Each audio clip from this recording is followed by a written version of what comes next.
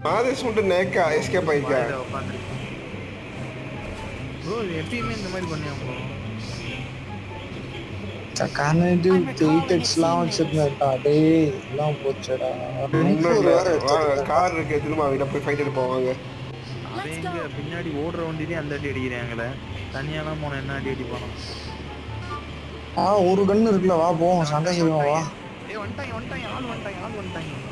Okay bye. வர்த்தா மாமை. எம்மா ஐயோ மாட்டிக்கிட்டேன்.